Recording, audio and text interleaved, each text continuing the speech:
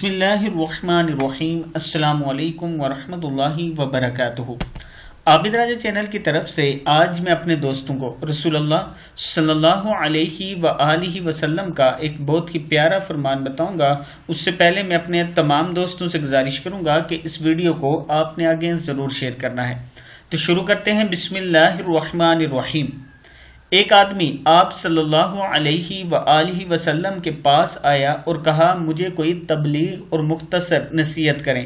آپ صلی اللہ علیہ وآلہ وسلم نے فرمایا جب تو نماز ادا کرے تو اپنی زندگی کی آخری نماز سمجھ کر ادا کر اور ایسی بات مت کر جس سے کل تجھے معذرت کرنا پڑے۔ مسند احمد کی حدیث ہے۔ پھر سن لیں۔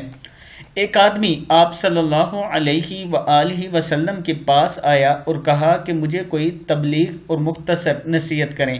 آپ صلی اللہ علیہ وآلہ وسلم نے فرمایا جب تو نماز ادا کرے تو اپنی زندگی کی آخری نماز سمجھ کر ادا کر اور ایسی بات مت کر کہ جس سے کل تجھے معذرت کرنا پڑے۔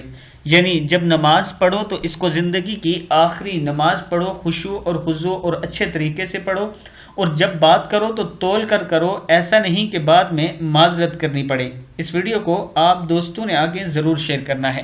السلام علیکم ورحمۃ اللہ وبرکاتہ۔